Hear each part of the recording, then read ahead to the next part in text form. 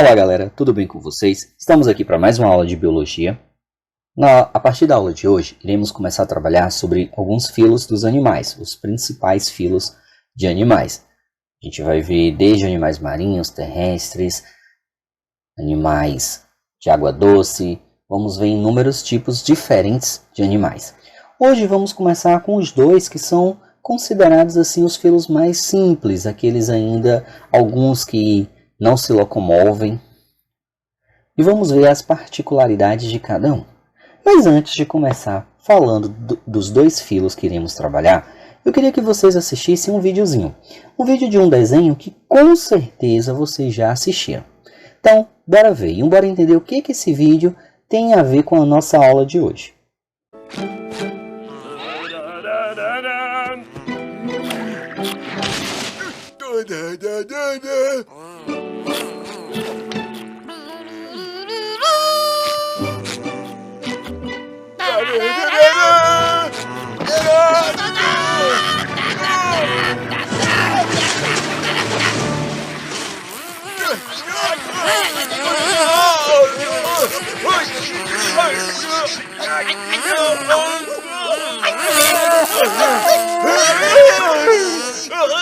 Bem, então vocês viram aí Bob Esponja caçando água-viva, fazendo um dos esportes preferidos dele. Mas professor, o que isso tem a ver? Bem, hoje iremos falar dos filos dos poríferos e dos quinidários. E a esponja, que é a espécie que representa aí o Bob Esponja, que o Bob Esponja representa, é uma espécie da classe dos poríferos, que é caracterizado por ser animais que têm uma grande quantidade de poros. E as águas-vivas é popularmente chamado algumas espécies dos quinidários. Então aí, a gente vai ver durante nossos estudos que várias classes de animais vai ter lá no desenho do Bob Esponja. Mas por hoje a gente vai fixar no quê? No Bob Esponja mesmo, que é um porífero, e nas águas-vivas, que são quinidários. Então, aqui tem representantes originais, verdadeiros, e não desenhos tanto de poríferos quanto quinidários. Aqui umas esponjas representando os poríferos e as águas-vivas aqui uma medusa representando os quinidários. Bem, falando sobre o filo dos poríferos. O filo dos poríferos, e esse nome vem do grego que pore significa poro e fero de possuir, é constituído pelos animais conhecidos popularmente como esponjas. São organismos exclusivamente aquáticos, maioria marinhos, porém existe espécies de água doce. É difícil, não é muito comum, mas tem espécies de água doce. São animais sésseis. O que é um animal séssil? É um animal que não se locomove. A gente tem como uma das principais características dos animais a locomoção. Porém, as esponjas não são. Elas não conseguem se locomover. Então, professor, por que ela não é classificada então como uma planta? Porque a planta realiza fotossíntese, ou seja, elas são seres autotrófos e os animais não. E a esponja é um ser heterótrofo, ele precisa se alimentar de outros seres. Então, pelo fato dele precisar se alimentar, ele é considerado um animal, porém ele não se locomove. Não apresenta em seu desenvolvimento embrionário estruturas especializadas como os folhetos germinativos. A gente viu na aula passada que existe o quê? 3 folhetos germinativos, a ectoderme, a mesoderme e a endoderme. E que tem algumas classes de animais que possuem 2 folhetos, que são os diblásticos, e alguns que possuem 3 folhetos, que são os triblásticos. Porém, os poríferos, vamos dizer assim, que são os mais simples animais, os animais mais simples possíveis, não possuem esses folhetos, essa estrutura especializadas. Então, as células têm alguma diferenciação de uma para outra, porém ele não vai formar tecidos. Então, bora entender aqui como é que é a estrutura do corpo de uma esponja. Primeira coisa, a esponja se alimenta por filtração. Ela filtra, devido a esses inúmeros poros que elas têm, ela consegue filtrar o ar, a água, na verdade, filtra a água, essa água passa por dentro da esponja, desse vazio aqui do meio, e saindo pela boca. E nesse processo ele acaba capturando pequenos animais, substâncias nutritivas e acaba fazendo a alimentação. Mas falando aqui do corpo da esponja, ela vai ser revestida por uma camada externa, que é a pinacoderme. Na parte de dentro, ele vai ser revestido por uma célula que é chamada de conoácito. O conoácito, que é essas célulazinhas aqui, ó, que tem tipo esses cabelinhos para dentro, esses cílios, eles vão permitir a fluir da água pelo interior das esponjas. A água vai vir aqui pelos poros, ó, entra aqui pelos poros. Esses poros aqui, quando chega aqui, a água chega aqui, o movimento dos cílios, dos conoácitos, provoca o quê? Que a água seja jogada para fora, através dessa boca aqui, que é chamada de ósculos. A gente percebe aqui também, ó, essa região aqui, esse vácuo central aqui, é chamado de espongiocele, e alguns autores trazem como sendo o átrio. A gente também tem os amebócitos. As amebócitos são essas células aqui azul, ó. Elas conseguem se movimentar.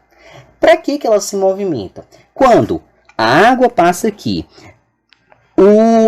tanto alguns animais, pequenos animais, como as substâncias nutritivas, elas ficam presas aqui e aqui é absorvido para dentro. Então, esses amebócitos vão pegar, eles conseguem se locomover por toda essa região. E nessa locomoção, ele pega as substâncias nutritivas e distribui por todas as células dele aqui. Tem também aqui essas células especializadas chamadas de espículas. As espículas são responsáveis por dar sustentação, por estruturar. Elas têm na constituição dela sílica, que é um minério que consegue endurecer. E nesse processo de endurecimento, eles conseguem o quê? Manter a forma. Por isso que se um dia, por acaso, vocês mergulharem e verem uma esponja, vocês vão perceber que elas são mais endurecidas. Então, aqui eu tenho o quê? Uma célula do conoácito mostrando como funciona o processo de digestão. Os cílios, que eu mostrei lá, que é os cabelinhos lá, vão fazer a movimentação da água e automaticamente capturar aqui partículas alimentares. Dentro desse conoácito vai ter a fagocitose, onde as organelas vão pegar essas partículas alimentares e vão digerir, e os amebócitos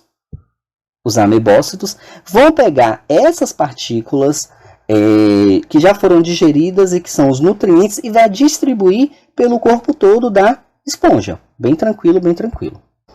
Aqui, ó, as células que eu mostrei para vocês.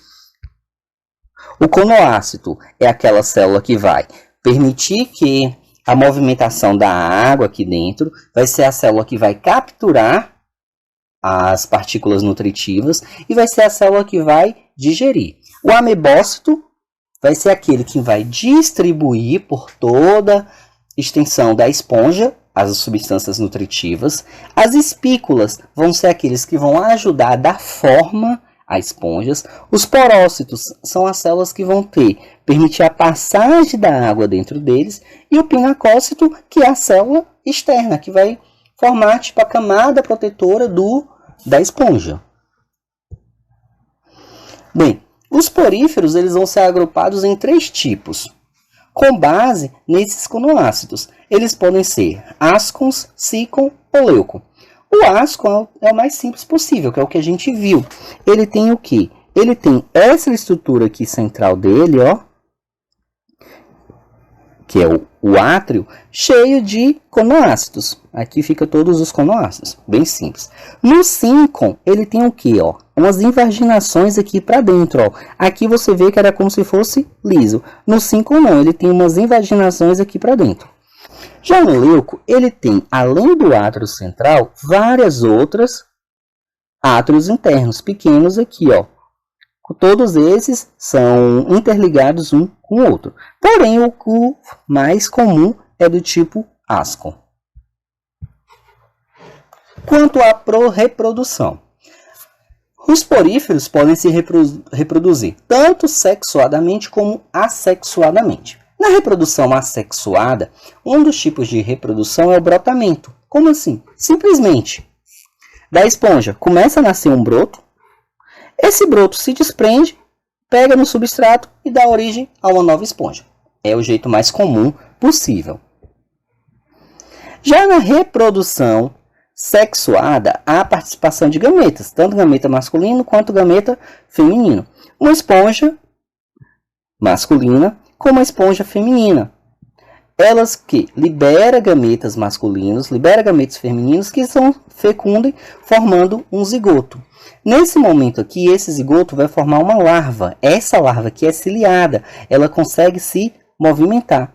Movimenta-se, pega no substrato e forma um novo indivíduo. Bem tranquilo também. Agora, os quinidários.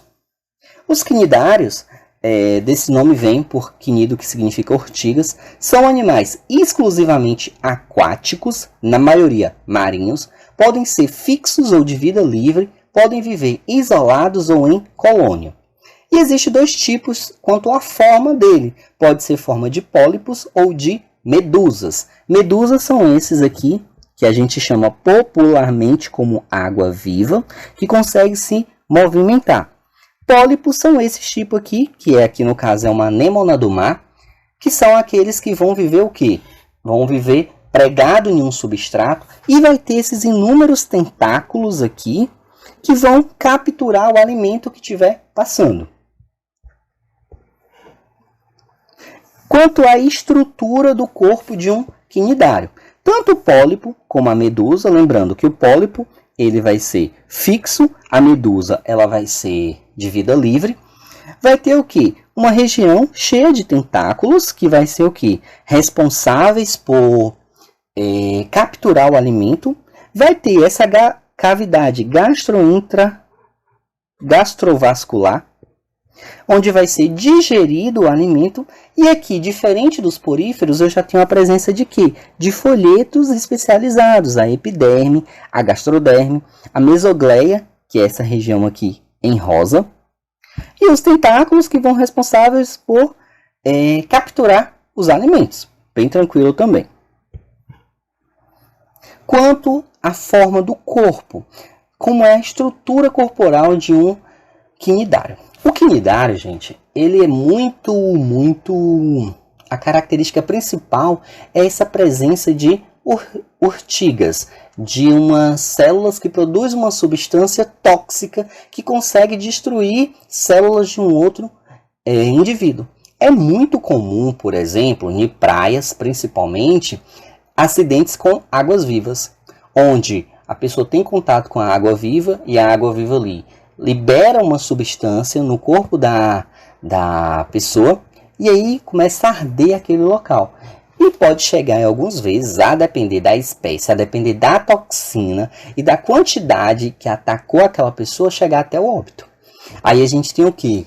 Se por acaso estiver numa praia e for atacado por uma água-viva, é o que? Lavar o local com a água do mar sem esfregar. Tentar procurar logo um posto de uma ajuda hospitalar e, se possível, jogar vinagre em cima do local que estiver ardendo, porque o vinagre vai neutralizar a toxina. Existe assim um mito que fala aqui sobre a urina, urinar em cima do local. Possa ser que até surta efeito, porém é totalmente desaconselhado fazer isso, porque a presença da ureia pode o quê? Piorar o processo de inflamação. Então aqui, ó, quanto à estrutura do corpo de um quinidário, a gente vai ter o quê? Essas células muscular digestiva com os cílios, aqui. Tem célula nervosa, você vê que ele já tem uma especialização diferente dos poríferos. Esses quinidoblastos é o que vai liberar essa substância que vai ser tóxica. Tem células sensoriais, células intersticiais, epitélio muscular, tem a epiderme, tem a gastroderme, tem células glandular, responsável por produzir hormônios, e células digestivas. Então, você vê que é muito mais complexa já consegue ter um nível de complexidade maior do que os poríferos. Então, os quinidários eles vão se agrupar em alguns tipos, né? Temos as hidras. As hidras é muito encontrado em água doce. Elas microscópicas e geralmente ficam pregadas a um substrato de outras de plantas principalmente. Ela tem aqui, ela é no formato de um pólipo, ela tem os tentáculos aqui que vão ser responsáveis por capturar os alimentos. Nós temos as águas-vivas. As águas-vivas é um nome popular para medusas. Eles são de vida livre. Tem aqui os tentáculos, responsável por captura de alimento.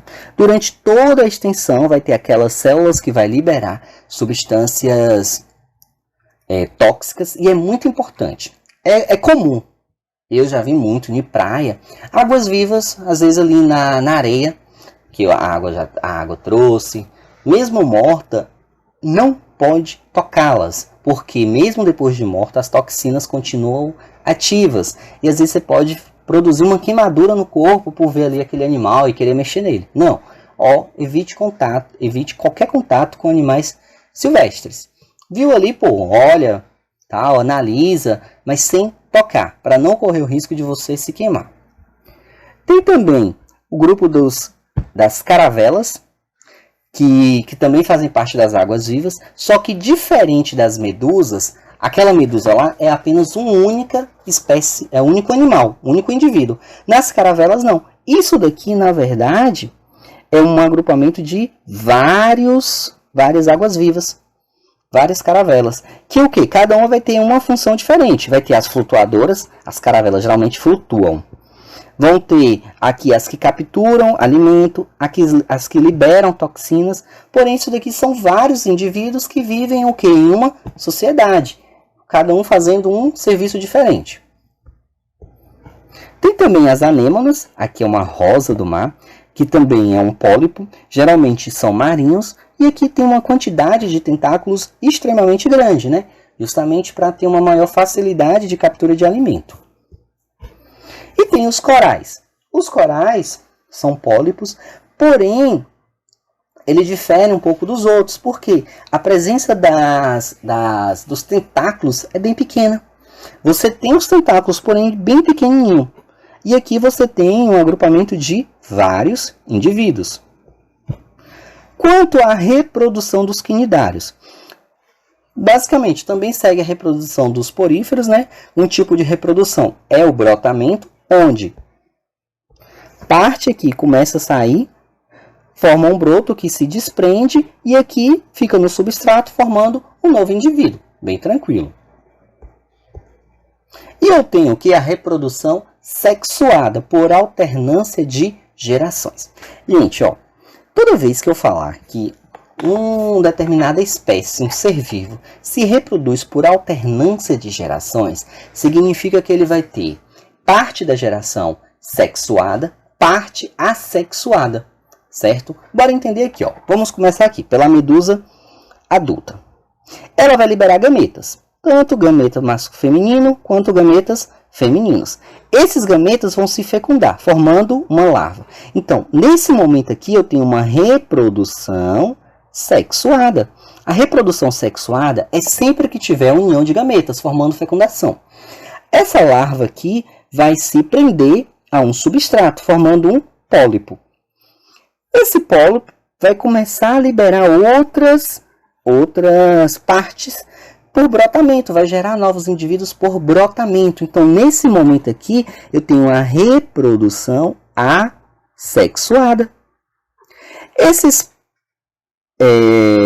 brotos que são liberados aqui vão formar o quê? Medusas jovens e depois até chegar à fase adulta, onde ele vai começar todo o processo novamente. Então, você tem uma parte aqui de reprodução sexuada e uma parte de reprodução aqui assexuada. E isso é chamado de alternância de gerações. Perceba que esse indivíduo também, ele consegue ter as duas formas básicas dos quinidários, que é a forma de pólipo e a forma de medusa. Tanto aquele forma presa no substrato, como forma de vida livre. Bem, galera, para esses dois primeiros filos de poríferos e quinidários, é tudo isso. São mais tranquilos, não é muita coisa. Qualquer dúvida, gente, assista a aula novamente, leia o material em PDF.